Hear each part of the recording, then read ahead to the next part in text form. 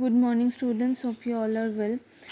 So in the previous class we have already discussed some portion of this chapter, the flower. Today we will discuss the general description of some floral parts. So the first one, that is the calyx. That means it is called the sepals. Actually 5 sepals are there. The sepals may be free, which is known as polysepalous, or they may be fused with each other, which is known as gamosepalous. Sometimes if you will see in hibiscus, there is a second series of sepals which is called the episepal, and which is collectively known as apicalyx. Okay, episepal or apicalyx.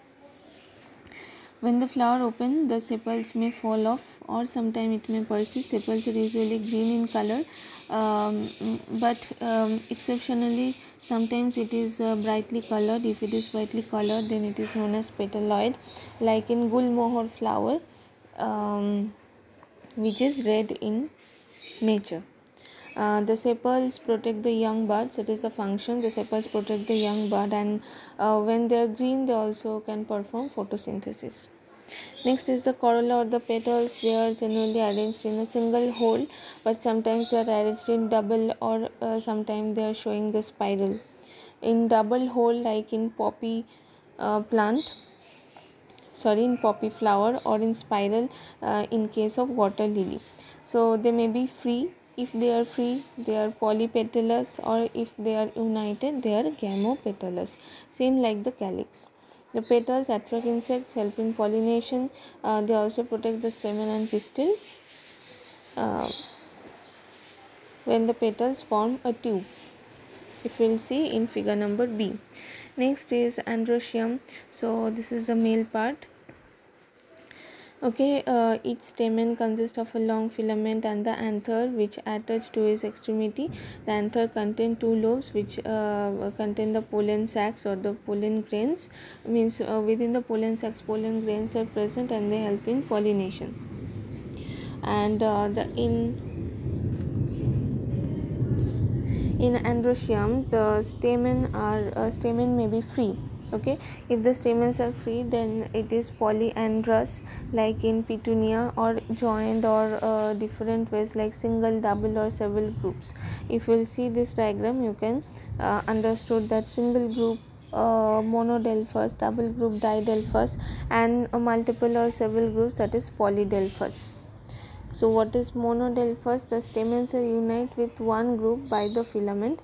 So only the anthers are free. The upper portion, the anthers are free, like in China rose. Didelphous means unite in 2 bundles, pea plant. Okay, and polydelphous in different, unite in different or several groups, like in bombax. Okay. Next is the female part, or the gynoecium. So gynoecium is known as pistil. It has stigma, style, and ovary. So stigma is a knob-like structure. It is divided into 2 lobes, or sometimes more lobes. This is feathery in appearance. During pollination, they absorb the pollen grains. Next is style. Style is a tubular, slender, stalk-like structure which connects the stigmas to the ovary, and the ovary, which is a swollen portion which composed of one or many carpels. The inner cavity of the ovary may be a single chamber, and sometimes it can be divided into several chambers. Okay, inside the ovary, some round bodies are there, which is known as ovule, and the cushion or the swollen region in the ovary, which attach with the ovules, that is the placenta of the flower. Okay, next in the inflorescence and the placentation. So inflorescence means it is the arrangement of flowers on the axis of plant. In every plant, means in all plant, the flowers are not arranged in the same direction. So the arrangement of the flower on the axis of the plant, that is the inflorescence. Okay, so flower may be arranged in several different ways. So that's why the name given inflorescence. The first one and second one, first, second, third, you can see different arrangements are there. If you see the first one, so it is singly either at the apex of the main stem or at the terminal apex of the lateral branches. If you can see, okay, lateral branches, so it may be present on the top or the apex of the stem, or on the top of the lateral branches. Next is in the axil of the leaf. Axil means from the axil, or the from where the branches will come out, in that region the flowers are there. And the next one, you can see growing out from the axil of different leaves, reaching the same level of making a cluster. Levels are same, okay,